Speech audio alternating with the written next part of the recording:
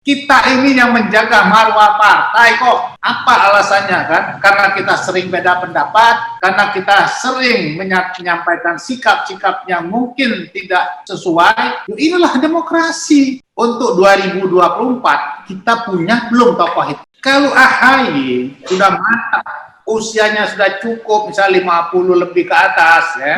Jangan di bawah 50 lah Mas, karena kan masih 40 kan. Jangan kita paksain lah, kasihan ini rakyat kita nih, kasihan Mas, sudah terlalu lama menderita karena ambisi-ambisi politik. Dimunculkan nama Ibas, memang secara kuah pengalaman Ibas tuh pernah jadi sekjen, Ibas pernah ketua fraksi. Mungkin dari sisi manajerial partai, secara politik dia lebih mampu. Partai Demokrat kini sedang menghadapi gejolak internal. Diawali dari pernyataan Ketua Umum Partai Demokrat Agus Harimurti Yudhoyono atau AHY terkait adanya gerakan politik yang ingin mengambil alih kepemimpinan partai secara paksa.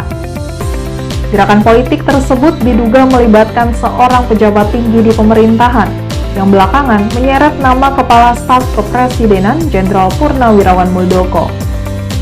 Ada sejumlah nama lain yang juga diduga terlibat dalam upaya kudeta tersebut, diantaranya ex-sekretaris Jenderal Partai Demokrat Marzuki Ali. Mantan Ketua DPR itu tidak terima atas tuduhan tersebut dan telah menghubungi Ketua Majelis Tinggi Partai Demokrat Susilo Bambang Yudhoyono. Gejolak internal kemudian berujung pada pemecatan sejumlah kader Demokrat.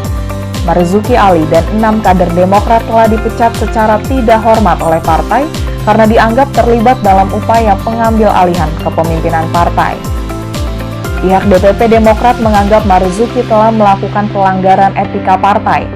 Marzuki dianggap bersalah melakukan tingkah laku buruk dengan tindakan dan ucapannya secara terbuka di media massa tentang kebencian serta permusuhan kepada Partai Demokrat. Tidak terima dipecat secara tidak hormat, Marzuki Ali pun menempuh jalur hukum. Dan tidak lama dari pemecatan itu, digelarlah Kongres Luar Biasa di Deli Serdang sebagai bentuk penolakan sejumlah kader terhadap AD atau ART Partai Demokrat tahun 2020. Hasilnya, KLB Deli Serdang mendaulat Muldoko sebagai Ketua Umum dan Marzuki Ali sebagai Ketua Dewan Pembina Partai Demokrat. Dalam wawancaranya dengan jajaran redaksi Tribun Network sehari jelang KLB Deli Serdang, Marzuki Ali mengutarakan pendapatnya terkait kepemimpinan AHY, termasuk hubungannya dengan SBY. Pak Marzuki sudah berusaha untuk terkait dengan gonjang-ganjing belakangan ini dengan di Partai Demokrat, sudah berusaha tabayun dengan Pak AHY dan Pak SBY apa belum Pak Marzuki? Saya sudah menyampaikan pesan melalui aplikasi WhatsApp ke Pak SBY. Saya sampaikan, Pak SBY, saya difitnah. Saya dituduh oleh, saya sebutkan nama-namanya, lalu saya jelaskan kalau tidak bisa dibuktikan, saya minta aturan partai ditegakkan. Bahwa fitnah itu ada kode etiknya, dan itu cukup keras sih sanksinya. Ya. Tapi itu rupanya saya tunggu sehari, 2 hari, belum ada. Akhirnya saya menyampaikan ke publik. Saya nyampaikan ke publik itu, saya sengaja singgung Ketua Umum bahwa yang menyampaikan ke publik ini ring satunya AHY. Saya mengharapkan AHY ambil tindakan, melakukan klarifikasi atau bagaimana kalau memang itu bukan keputusan bersama nama saya di publik itu. Tetapi itu pun tidak dilakukan. Artinya saya sudah berusaha untuk artinya mempertanyakan, tidak juga direspon sama sekali. Akhirnya saya harus menyampaikan sikap saya. Sikap saya cukup proporsional menurut saya, karena fitnah ini disampaikan di ruang publik. Karena disampaikan di ruang publik, ini kan nggak baik untuk saya. Malah saya ini sebagai pengkhianat. Pengkhianat itu kan dalam politik itu kan nggak bagus. Kecuali memang ada aturan-aturan yang memungkinkan kita itu melakukan kritik atau bagaimanapun ya, yang dalam tanda kutip koridornya anggaran dasar. Karena tidak direspon, maka akhirnya saya berbicara keras. Yang berbicara keras itu untuk menyampaikan bahwa ini sudah tidak main-main. Artinya kalau fitnah ini sengaja dilakukan oleh DPP, artinya ketua umum kan terlibat. Kalau ketua umum terlibat, ya tentu saya wajib untuk memulihkan nama baik saya. Gimana caranya saya memulihkan nama baik saya? Tentu saya harus lari ke penegak hukum. Ya. Itu saya sudah sampaikan sejak awal. Tetapi saya sebenarnya masih menunggu. Tetapi tidak juga ada tabayun ya dari pihak DPP. Justru terakhir tahu-tahu saya dipecat. Nah, dipecat pun saya terima SK, saya baca dipecat tetap ya sebagai anggota partai karena melanggar etika. Tetapi di konferensi pers dinyatakan saya dipecat dengan tidak hormat karena dituduh sebagai pengkhianat. Ya. Ini kan artinya misleading antara keputusan dengan berita yang disampaikan ke publik. Nah ini kan semakin memperdalam ya fitnah ya kepada saya.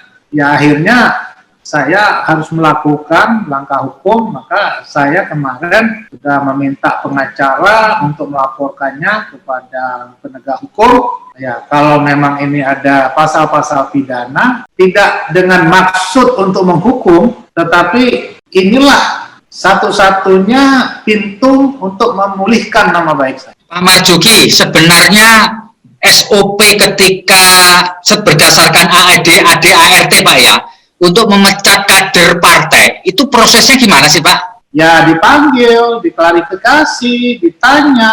Kan ini jadi ada semacam proses verifikasi, proses tabayun, proses cek and recheck gitu ya Pak, sebelum mengambil keputusan gitu ya? Oh, tapi ini di dalam keputusannya menyatakan bahwa tidak diperlukan lagi pemanggilan. Karena sudah lengkap fakta dan saksi. Padahal saya bilang mencuri ayam pun ya tertangkap tangan tetap di BAP kan harus dilihat ada pasal-pasalnya. Apakah itu ada niat dia mencuri, ya kan? Dilihat dulu. Apakah karena keterpaksaan, hal-hal yang meringankan, atau ada hal-hal yang memberatkan? Pelanggaran etika itu kan tidak otomatis langsung dipecat. Berbeda ya kalau sebagai pengkhianat. Ya kan, pelanggaran etika itu ya kadar sanksinya tentu berbeda dengan misalnya ada kader yang sekarang ini ikut lagi di sana, kita tahu sekarang menjadi juru bicara dan sebagainya yang melakukan tindak pidana korupsi, otomatis kan dia dipecat dari partai. Iya. Kok di sana ada koruptor kok bisa kembali lagi? Oh, iya. Kita nggak korupsi, kita selama 15 tahun lebih menjaga nama baik partai, kok kita semena-mena kok dipecatnya gitu. Iya. Itu yang menjadi pertanyaan saya, ada apa ini? Pak Marzuki, seperti yang Bapak jelaskan tadi, Bapak tidak pernah dipanggil, ditanyai, ditabayun, dikonfirmasi, tetapi kemudian muncullah surat pemecatan. Pak Marzuki, dalam mekanisme di Partai Demokrat, orang yang dipecat itu apakah ada appeal-nya gitu Pak, semacam banding atau semacam aturan internal yang memungkinkan kader yang dipecat untuk naik banding gitu, semacam itu, ada nggak Pak? Ya harusnya ada mekanismenya ke Mahkamah Partai. Pun tidak mendapatkan ruang di sana, nanti kita melakukan banding itu di Kongres. Tapi ini kan merugikan kita kan? Ini kan merugikan kita. Nama baik kita kan sudah tercemar, kan? Kita sudah tahu bahwa saya dipecat tidak dengan hormat, ya walaupun tidak ada kalimat tidak hormat, dan saya dipecat karena pengkhianatan, walaupun SK-nya adalah pelanggaran etika. Nah itu yang menurut saya apakah memang direkayasa ya untuk ya artinya ya mendiskreditkan ya atau menzolimi, saya nggak ngerti. Pak Marzuki, ini sejumlah orang yang menyebut dirinya pendiri, termasuk Pak Joni Allen Marbun, itu menggulirkan kongres luar biasa. Menurut pengetahuan Pak Marzuki, sebagai mantan fungsionaris di Partai Demokrat dan kader, apakah memenuhi syarat nggak sih Pak sebenarnya, atau memungkinkan nggak KLB itu dilakukan dalam situasi yang seperti sekarang ini, memungkinkan nggak Pak? Menurut pengetahuan Pak Marzuki dikaitkan dengan anggaran dasar dan anggaran rumah tangga Partai Demokrat. Ini akan menjadi debatable ya. Debatable-nya apa? Kalau berdasarkan anggaran dasar tahun 2020, KLB itu tidak dimungkinkan. Nah, harus mendapat persetujuan Ketua Majelis Tinggi, ya kan?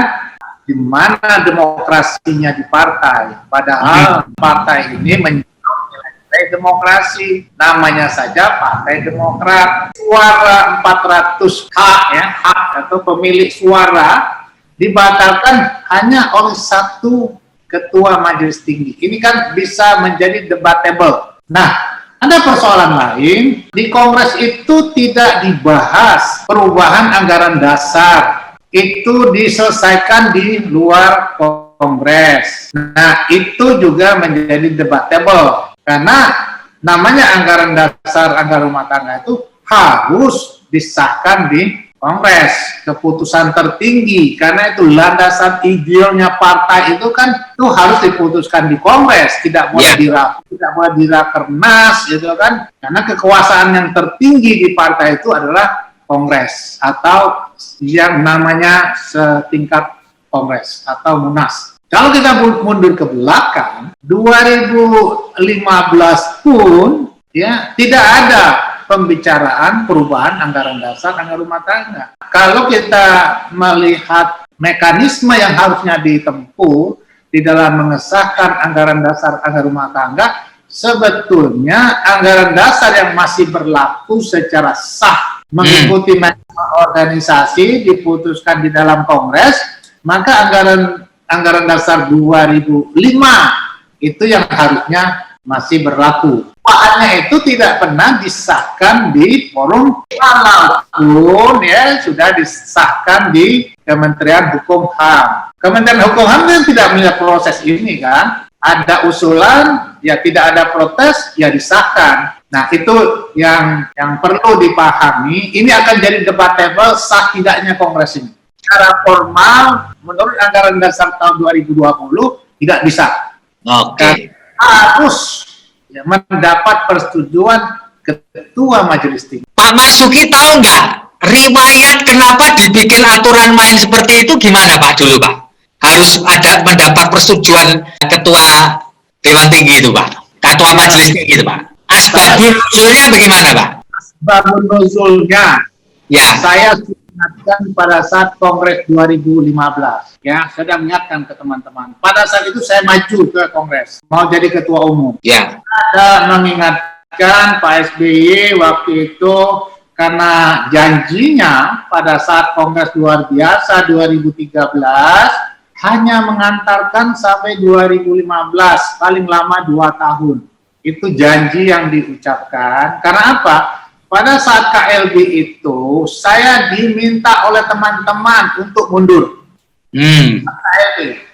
Menurut teman-teman, atas permintaan Pak SBY, Pak Marzuki mundur. Nah, termasuk kan Gede Pasek diminta untuk mengatasi Pak Marzuki Ali. Ini kan orangnya masih ada semua kan, bisa ditanyakan. Sebenarnya saya waktu itu, ya, ingin ya saya sampaikan karena saya pemenang nomor 2 ya kan di Kongres 2010, walaupun banyak persoalan di sana debatable juga, otomatis harusnya kan saya diberi ruang untuk KLB 2013, tapi saya disuruh mundur demi menjaga keharmonisan, demi menjaga kekompakan, karena saya merasakan situasi pada saat itu di mana partai kita sedang diobok-obok karena kasus-kasus korupsi daripada kader-kader kita, termasuk orang-orang yang sekarang ini jadi juru bicara di sana. Saya tegaskan ini supaya harusnya menjadi pertimbangan sebagai partai yang anti korupsi, menyatakan tidak untuk korupsi, harusnya tetap begitu. Nah, harusnya mantan-mantan ini kan harusnya kan tidak berada di situ. Ya, ini pertanyaan saya sebetulnya. Kita ini yang menjaga marwah partai kok. Apa alasannya kan? Karena kita sering beda pendapat, karena kita sering menyampaikan sikap-sikap yang mungkin tidak sesuai. Inilah demokrasi. Harusnya kan partai itu menjunjung perbedaan pendapat itu. Ya kan harusnya. Jangan perbedaan pendapat itu seolah-olah menjadi musuh gitu. Padahal inilah yang akan membesarkan Demokrat itu sebetulnya. Karena saya menghargai, maka saya pada saat itu langsung ketemu Pak SBY. Disaksikan oleh Pak Jirwaci, saya sampaikan dukungan saya ada di sini semua. Tapi tergantung saya maju atau tidak. Tapi karena Bapak betul ingin maju, ya sudah, saya akan umumkan kepada kader-kader saya, walaupun saya yakin mereka akan marah karena ini kenapa saya serius maju, kemudian mundur. Tapi demi Pak, untuk kepentingan partai, saya akan sampaikan bahwa kita pilih Pak SBY secara aklamasi. Karena janjinya sampai 2015. Nah, karena janji itulah, maka saya 2015 maju lagi. Saya ingin menunjukkan kepada kader, inilah lo Demokrat itu. Saya nggak ada ambisi dan saya tidak pernah takut, Mas. Karena itu sikap kita supaya partai ini tumbuh dan berkembangnya sehat. Partai yang menjunjung nilai-nilai demokrasi. Saya maju, Mas. Tetapi teman-teman, mohon maaf, semuanya sudah ke Pak SBY. Dan saya sudah buat surat ke Pak SBY. Karena saya tidak mungkin menyampaikan dalam bentuk pesan singkat, maka saya tulis surat. Saya sampaikanlah komitmen beliau waktu mengajak saya, Mas. Walaupun saya sudah ikut bersama-sama sebelumnya, artinya sebelumnya itu saya sebagai simpatisan lah Demokrat yang baru berdiri. Karena saya suka, Mas, mengajar, memberikan pelatihan. Jadi pertama kali pelatihan Demokrat di Indonesia itu di Sumsel, Mas. Pak Budi Santoso datang ke sana, profesor, acara TOT-nya di kampus saya. Karena saya senangnya memberikan pelatihan. Ada pertemuan di Kinasi yang katanya Pak SBY baru pertama kali hadir di Kinasi. Saya di Kinasi pun saya memberikan paparan. Padahal saya masih direktur BUMN loh. Ya, saya memberikan paparan di sana bagaimana membangun sistem keanggotaan sehingga kita lolos dalam verifikasi faktual. Itu saya siapkan semua sistemnya. Oleh karenanya, ya 2005 saya maju dan teman-teman saya ingatkan, sahabat-sahabat, saya bilang, saya hanya mengingatkan, begitu partai ini Pak SBY memimpin 2015, maka partai ini berubah menjadi partai dinasti. Saya ingatkan, begitu ini kita serahkan ke Pak SBY, artinya tidak ada demokrasi di dalam partai ini, maka Demokrat akan menjadi partai dinasti. Dan itulah yang saya lihat kenapa muncul istilah majelis tinggi yang memiliki kewenangan lebih besar daripada ketua umum. Apalagi ketua majelis tinggi merangkap ketua umum, merangkap dewan kehormatan, semuanya di dalam satu tangan. Di mana demokrasinya, Mas? Padahal SBY itu dikukuhkan sebagai bapak Demokrat. Bapak tokoh demokrasi di Indonesia. Saya ingat ada bukunya Tokoh Demokrasi. Itu luar biasa. Saya luar biasa, Mas. Saya tuh meninggalkan pekerjaan, meninggalkan keluarga, meninggal dengan pengorbanan juga materi. Saya kemana-mana ikut kampanye, tidak ada yang membiayai. Demi apa? Satu idealisme, ingin membangun partai yang menjadi harapan masa depan Indonesia modern. Kenapa? Begitu saya jadi sekjen, Mas, saya 2004 itu, Mas, ya, saya itu orang pertama yang dipanggil ke Cikeas oleh Bu Ani, almarhum. Beliau nyampe saya datang dengan Pak Hadi Utomo, saya Pak Hadi Utomo juga almarhum. Ya. Bu Ani nyampaikan ke saya, Pak Marduki, Bapak ada di dalam, tapi nggak enak di luar tuh ramai sekali, katanya kan. Nah, Bapak mau jadi apa? Kan ditanya saya, Mas. Saya tuh perjalanannya banyak, termasuk deklarasi Pak SBY dengan JK di Jakarta, Mas. Ya, setelah dari Surabaya kan di Jakarta. Yeah. Di Jakarta Convention Center, saya tuh diminta Pak SBY menyiapkan deklarasi itu hanya dalam waktu 2 hari.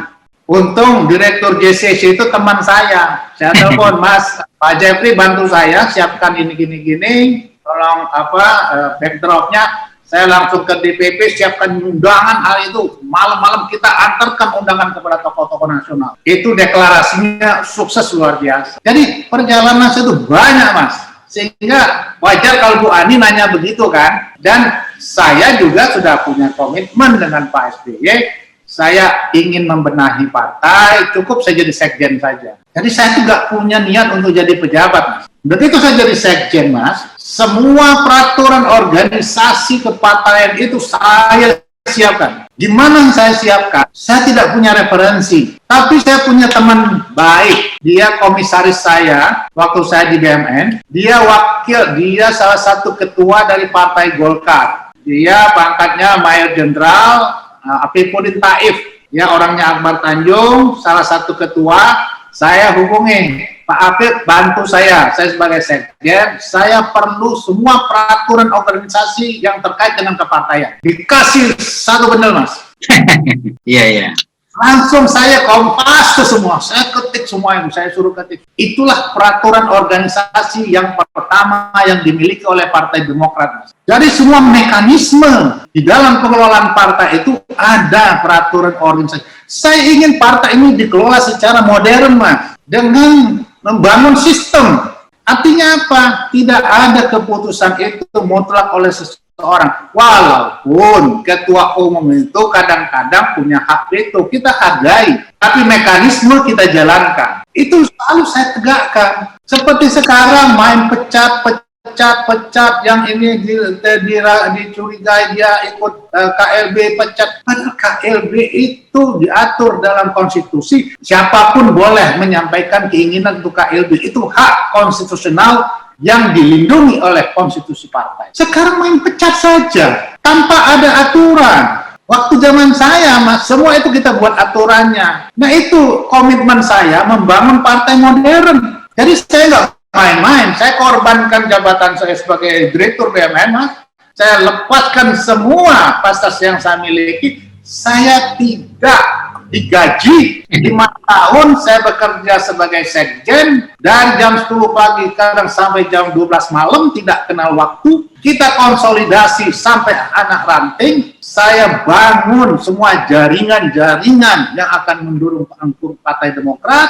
Kita lakukan pelatihan kader seperti pelatihan tempur selama 2 minggu di Cipanas, Mas. Kita tuh pelatihan sebanyak 2.500 kader, sebanyak lebih kurang 7 angkatan, masing-masing 2 minggu. Dan sampai sekarang saya tahu persis materinya karena saya yang mendesain materinya. 3 hari pertama itu kita outbound. Outbound ini kenapa? Semua DPP nggak setuju. Apa itu outbound? Saya presentasi di depan Pak SBY. Pak, saya bilang, kader kita ini beragam tingkatannya. Ada yang bupati, ada yang pedagang, ada yang profesional, ada yang mantan tentara, beragam. Kita perlu outbound ini untuk menyatukan pemahaman, ya, membangun kerjasama. Oh, Pak SBY langsung dukung, laksanakan outbound. Nah, itu yang menyatukan, Mas. Ada ketua-ketuanya DPC itu kan, ada bupati yang tadinya merasa badannya besar, kan, bupati kan. Nah, begitu ikut outbound dia nggak bisa menyelesaikan, harus kerjasama kan? Harus kerjasama, kalau nggak kerjasama nggak bisa selesai, Mas. Materi berikutnya, Mas, bagaimana memberikan pemahaman kepada kader-kader partai ini tentang wawasan kebangsaan, ya, tentang wawasan kepartaian, platform partai, itu kan, supaya mereka ngerti berpolitik ini. Berpartai ini berpolitik, gitu kan. Berpolitik ini apa yang harus dia pahami. Jadi tidak asal orang masuk partai nggak ngerti dia partai, ideologi nggak ngerti, ya apapun dia nggak ngerti kan.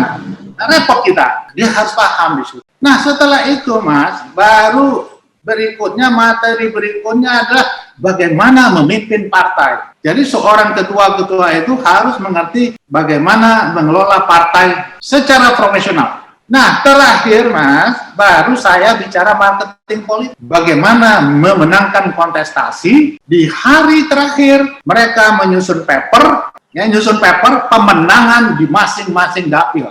Mereka harus memetakan dapilnya gimana.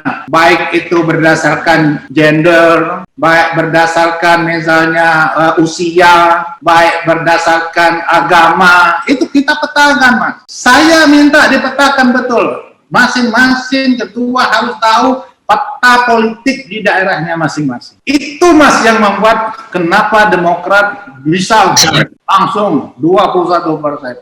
Jadi jangan dianggap seolah-olah hanya citranya Pak SBY saja. Iya. Nah, di samping itu kita rekrutmen tokoh-tokoh daerah. Tokoh-tokoh daerah ini, Mas, dampak kotel efeknya itu, dampak ekor jasnya itu besar, Mas. Jadi kita itu betul-betul membangun partai ini secara profesional, Mas. Saya orangnya diam, saya orangnya pekerja. Itu yang saya sampaikan waktu pertemuan dengan Pak SBY waktu dia minta saya full di partai. Setelah apa yang Pak Marzuki ceritakan tuh, dalam kondisi lalu jadinya kayak gini.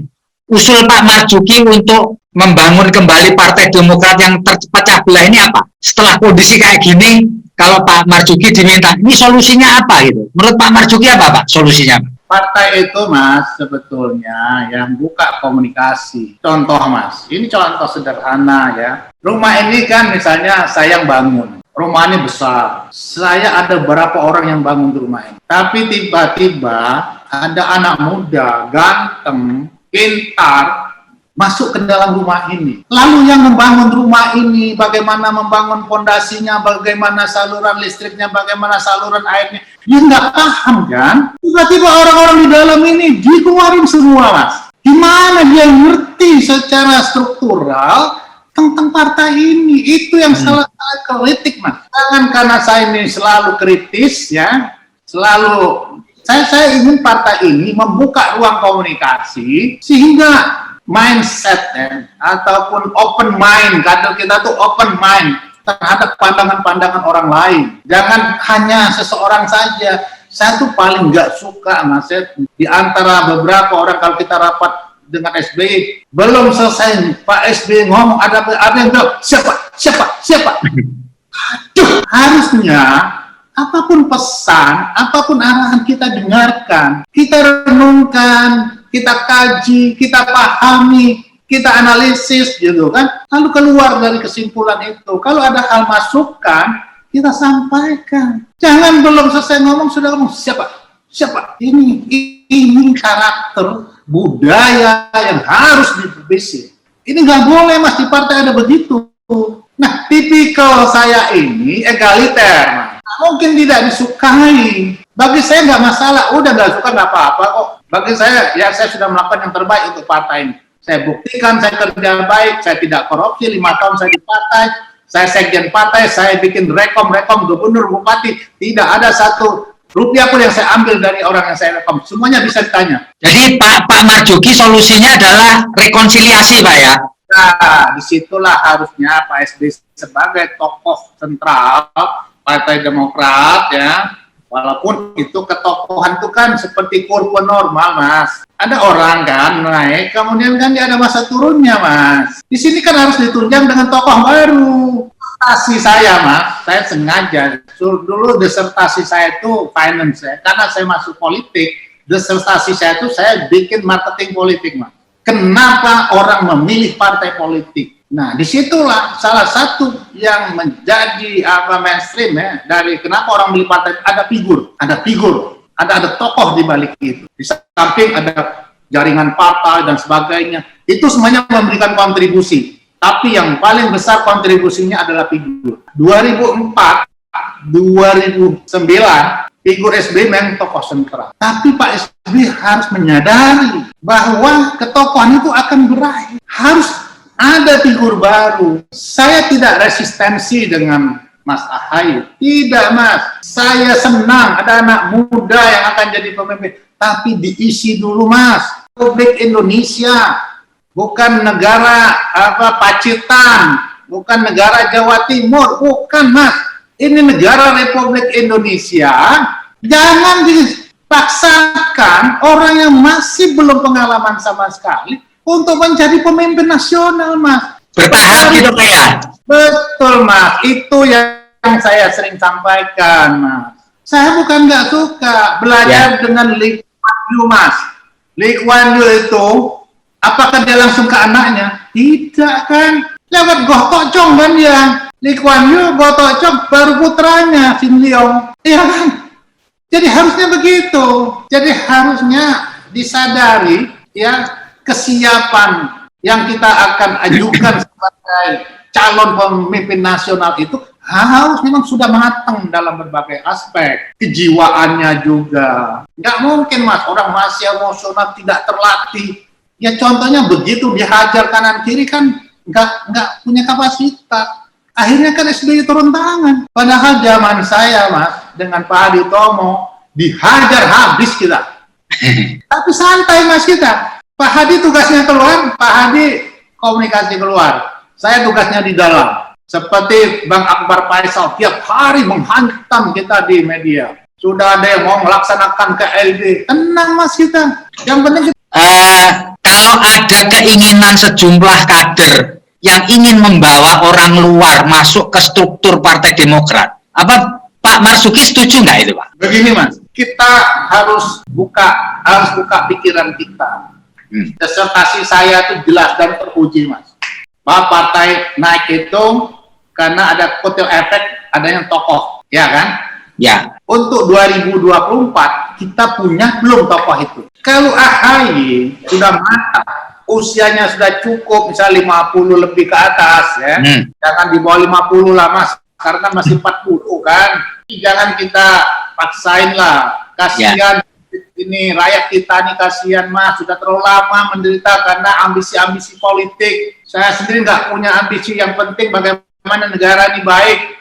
Nah, kenapa tidak diajak bicara orang itu Mas? Orang itu diajak bicara. Siapa yang yang artinya yang diyakini orang itu bagus, bisa memimpin. Dia sebagai suksesor kita, ya kan? Artinya dulu Pak SBY Panglima, kemudian dia Panglima misalnya kan, berarti dia orang yang pilihan dia panggil misalnya, Mas Mul gabung ke Demokrat, kamu jadi bikin kartu anggota, nanti kita konvensi. Jadi Mas Mul sebagai orang internal ikut konvensi. Jangan kita paksakan Mas, ya, orang-orang muda yang masih panjang waktunya Mas. Kalau itu dilakukan oleh Pak SBY Mas, mohon maaf, saya mohon maaf betul dengan Pak SBY. Ini kritik saya. Iya, partai ini pasti utuh dan kuat. Jadi kita punya calon ya, sama Mas. Ini yang kritik saya juga.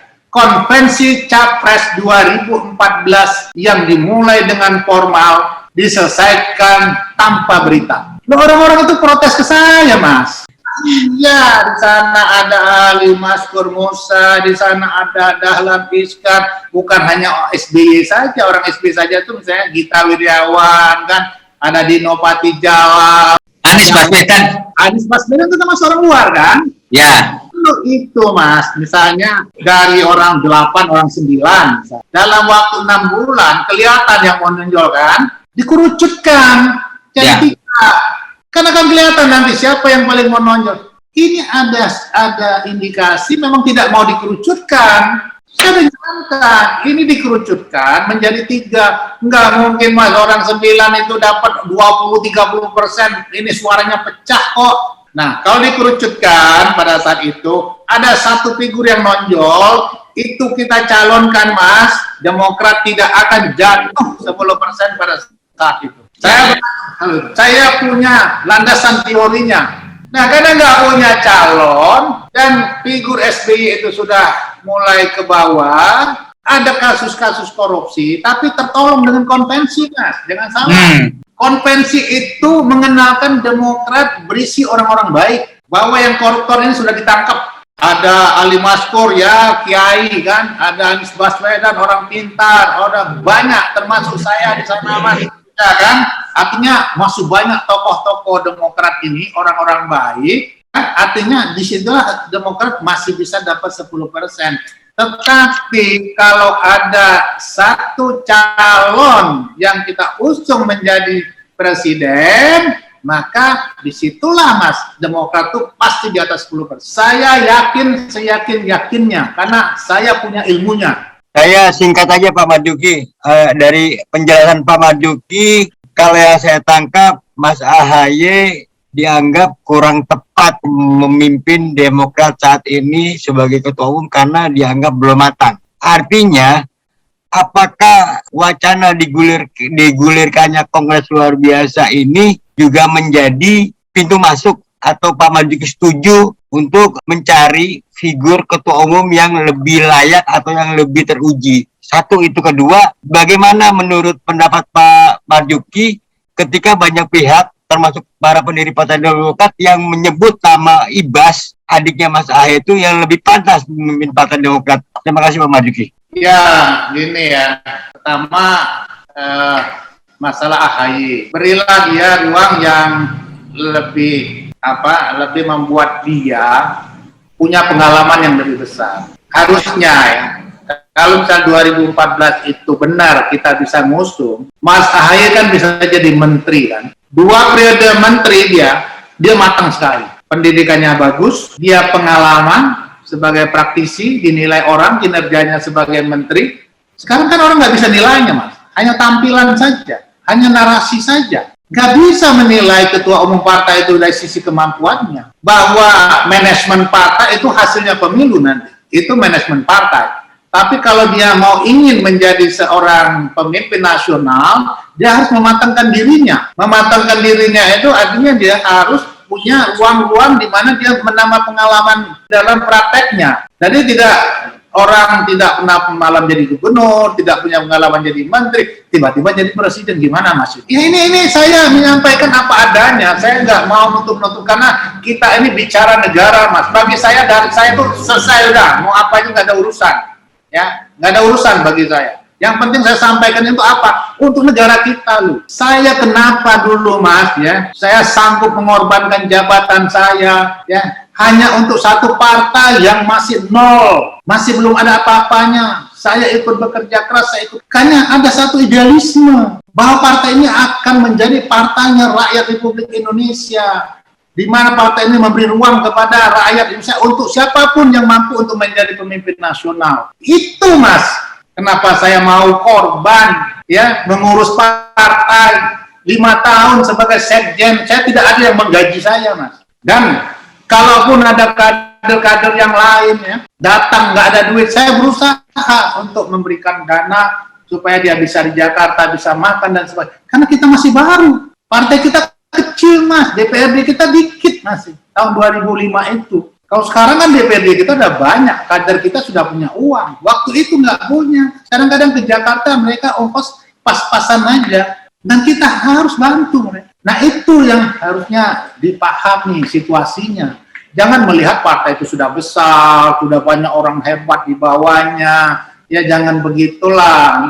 Belajar dululah dengan orang-orang yang pernah memimpin partai ini. Lalu dimunculkan nama Ibas. Memang secara kuah pengalaman, Ibas itu pernah jadi sekjen. Ibas pernah ketua fraksi. Mungkin dari sisi manajerial partai, secara politik dia lebih mampu. Ini pandangan orang, Mas. Dan saya pun berpendapat sama. Ibas sempat jadi sekjen. 3 kali DPR, Mas. Artinya, secara pengalaman, Ibas tuh jauh lebih pengalaman daripada Mas Ahaye. Walaupun dia adiknya Mas Ahaye. Kita bicara dari sisi kompetensi Mas, nggak kita bicara dari karena ini dan nggak bicara kita. Ini kita bicara negara Republik Indonesia. Udah, saya nggak ada kepentingan apa-apa. Yang penting negara ini baik. Saya mau dibully, dibilang buffer, tidak siap untuk pensiun, dibilang gitu. Ini kok saya niatnya baik kok. Jadi lucu loh, di Twitter itu macam-macam. Udah tua, pensiun aja. Saya ketawa-ketawa aja. Padahal Mas, kerjaan saya banyak sekarang. Saya mengelola pendidikan loh. Dari TK sampai kuliah, perguruan tinggi. Saya juga seorang rektor. Saya juga sekarang ini membangun ekonomi pesantren. Saya membangun ekonomi pesantren Mas. Sekarang kita menggerakkan pertanian. Di Jawa Timur kemarin kita tanam barusan 500 hektar lahan. Dibantu dana wakaf, dana umat. Saya bangun loh. Supaya komunitas yang selama ini termarginalkan ini bisa terangkat ekonominya. Begitu terangkat ekonominya, otomatis dia berkontribusi terhadap pertumbuhan nasional, berkontribusi terhadap pendapatan per kapita. Itu yang saya lakukan Mas. Artinya kerja-kerja saya itu udah banyak. Jadi kalau dibilang saya pengangguran, enggak. Ya, menarik Pak Marzuki. Saya Yulis Pak, terkait yang Ibas tadi tuh Pak. Mas Ibas kan udah berapa kali tadi sebut Bapak pimpin fraksi, sekjen gitu. Nah, kematangan Ibas ini mungkin Bapak bisa jelaskan kami lebih agak detail atau lengkap gitu Pak. Karena orang-orang di luaran juga tahunya kan Ibas ini kan ya masih di update-nya lah masalah kurang mampu. Sedangkan AHY ini kan mayor Pak, belah digembleng di TNI gitu loh. Tapi menurut Bapak kok ternyata lebih ibasnya ternyata yang lebih punya kemampuan leadership-nya yang lebih di apa namanya bisa memimpin Demokrat gitu Pak. Itu aja Pak, terima kasih Pak. Banyak orang pintar, banyak orang hebat, begitu memimpin partai belum tentu sukses. Memimpin partai itu ada hati Mas, ada sense-nya dia, karena dia sering bersentuhan dengan berbagai persoalan. 15 tahun berhadapan dengan berbagai persoalan, dengan jabatan dia sebagai sekjen, dengan jabatan sebagai ketua fraksi, bagaimana permainan di DPR, bagaimana konstelasi politik, dia sudah paham nih. Walaupun saya lihat memang dari sisi kapasitas mungkin dia di bawah AHY, tapi pengalaman saya yakin Ibas ini lebih kompeten dalam hal pengalaman karena dia mengalami. Orang bisa pintar tetapi belum tentu dia mampu memanfaatkan kepintaran itu. Ada pintarnya 90, mungkin dia mampu memanfaatkan 40 Mas. Ya, untuk kepentingan organisasi. Ada orang pintar 60, tapi dia mampu memanfaatkan 60 dibanding orang 90 manfaat 40, orang yang bisa 60 ini lebih hebat daripada orang yang kepintarannya 90 cuma keluarnya 40 Mas. Jadi dalam melihat orang itu adalah outputnya. Nah, itu yang saya lihat ya, ada suara bagaimana kalau Mas Ibas bagus saya bilang daripada orang luar, orang dalam itu bagus. Iya kan? Tentu kan dia hanya ketua umum kan didampingi oleh wakil-wakil ketua umum ya kan? Didampingi tentu ada Pak SBY-nya, ketua majelis tinggi atau ketua pembina apalah namanya kan. Pasti Ibas ini lebih di dalam memanage partai daripada Mas AHY. Ini pandangan saya, bisa salah ya, karena orang itu kadang-kadang tidak berpengalaman tuh, kalau dia cepat belajar bisa saja lebih hebat ya kan. Kalau dia mau cepat belajar, mau mendengarkan persoalan, mau mendengarkan ini kan susah juga. Kenapa? Yang saya contohkan di rumah tadi, orang bangun besar, orang penunggunya ada yang bangun kasih, ada bangun villa, ada bangun atap, tahu-tahu datang orang, tahu-tahu yang ini semuanya keluar sebelum dia nggak tahu. Begitu ada kerusakan bocor keran, ini saluran keran ini di mana ini? Begitu dia ada masalah listrik, ini saluran listrik ini di mana pangkalnya?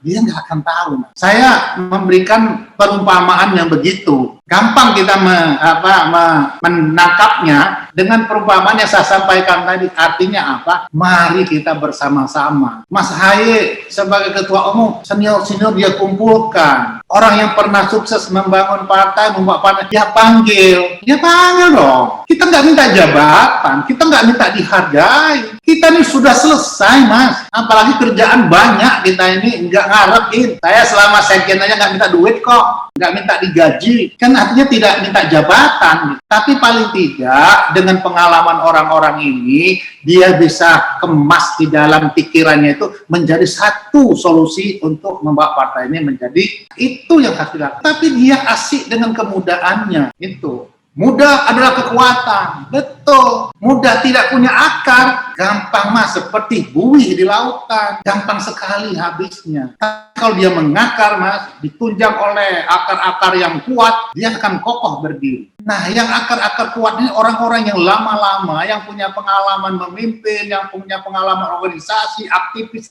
dan sebagainya, ini bisa bercinta banyak dengan dia. Mas AHY, gini. Terserah dia mau menangkap. Terserah, tapi paling tidak suara itu dia dengarkan. Nah, kebuntuan komunikasi inilah yang menimbulkan ketidakpuasan, menimbulkan persoalan, apalagi isu-isu yang negatif tentang mengelola partai ini semakin hari semakin kencang. Itu yang menjadi pemicu gerakan KLB. Pak Marzuki, mungkin saya tambahkan lagi. Hubungannya Mas AHY dengan Ibas ini sendiri di Demokrat tuh gimana nih Pak? Karena Ibas ini kan ternyata banyak disukai para senior-senior juga dan relasinya bagus nih dengan Mas AHY ini kan terkesan dia ada di Menara Gading gitu loh. Nah, apakah juga emang berdua tuh ada friksi kakak beradik ini? Ya wajar Mas. Mas Ibas itu kan sudah lama bersosialisasi dengan senior-senior kan udah lama. Ada hubungan emosionalnya, ya kan, pasti kan. Nah, yang kedua, ya Mas Ibas ini ya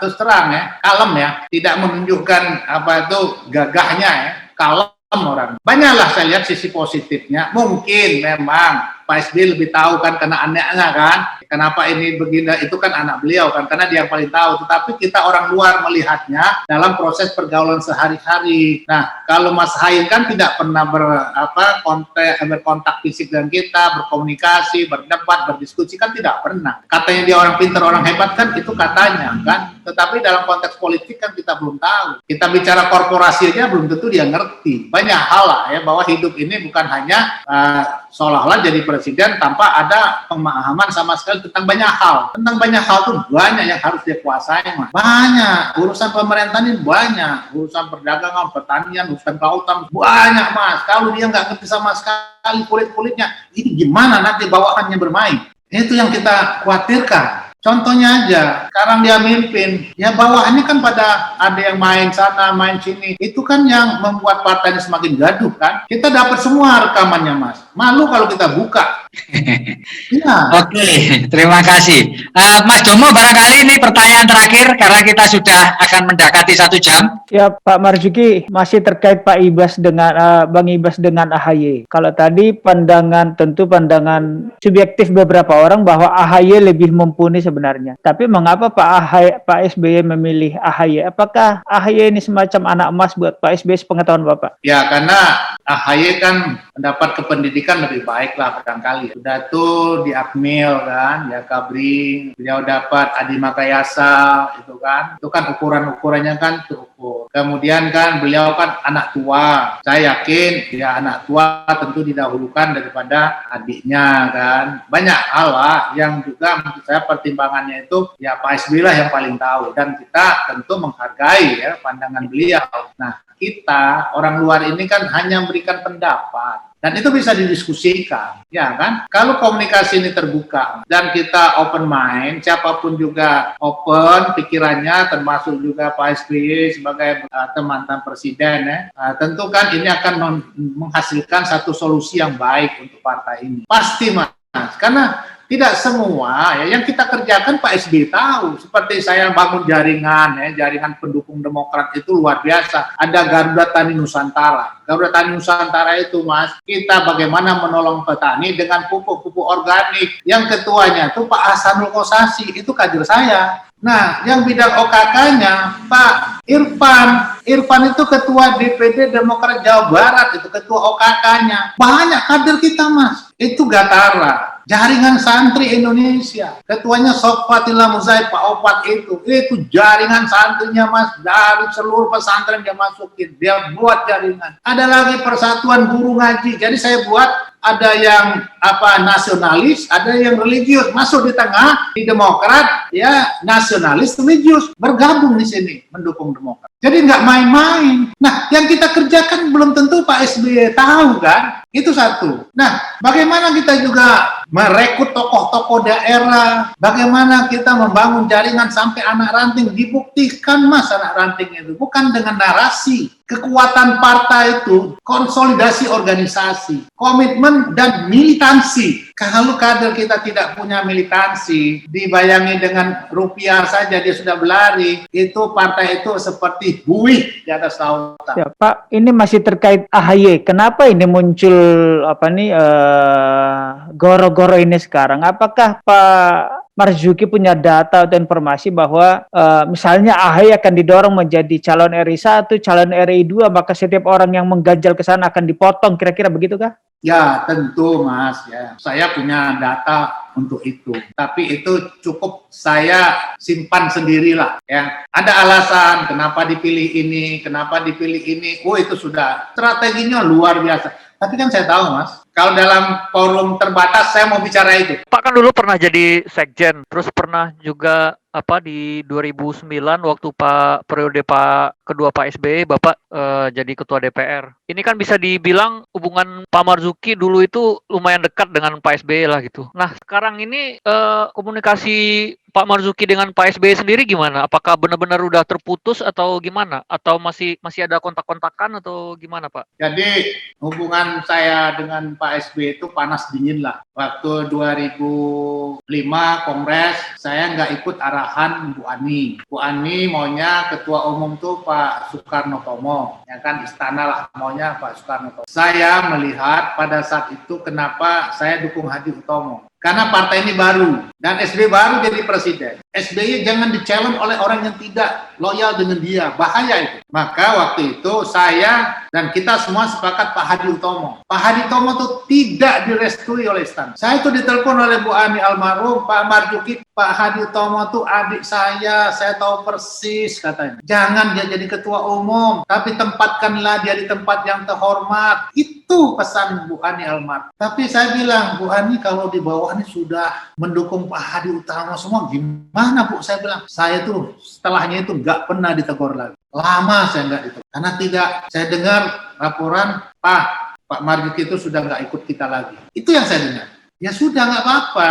Nah akhirnya sudah itu ada komunikasi tidak sebaik pada saat kita pemilu. Pileg, Pilpres dengan Bu Ani kan akrab saya kan. Pak SBY kan selalu lewat Bu Ani kan, tidak pernah kita langsung. Begitu presiden kan lewat ajudannya, kadang-kadang juga lewat Bu Ani. Pak SBY tidak pernah langsung dia komunikasi dengan. Dan waktu saya ketua DPR pun rasanya dari sisi kontribusi saya tuh nggak bisa diragukan lagi. Lalu itu pun masih dites Mas. Semua yang terpilih di DPR itu dites oleh Pak Agus. Pak Agus ketua Lemhanas sekarang. Itu seniornya SBY. Dia ketua tim seleksinya untuk pimpinan-pimpinan di Demokrat yang ada di DPR. Saya waktu diikut sertakan outbound, Mas, saya tuh peserta terbaik dalam outbound itu. Kalau tes yang tertulis sudahlah itu makanan saya semua. Makanya dari sisi pertimbangan apapun rasanya nggak ada pilihan kecuali memang nggak suka dengan saya. Sudah sangat tidak suka, tidak memilih saya sebagai ketua DPR. Nggak ada problem bagi saya. Saya juga nggak minta, Mas. Dan saya nggak enak disebut dikasih oleh SBY. Kan katanya dikasih oleh SBY kan, nggak terima kasih. Kan. Saya 7 tahun berjuang, di mana Mas? Saya juga sekretaris tim pemenangan presiden kok. Bagaimana saya mengawal pemenangan presiden itu kalau di demo, saya mencari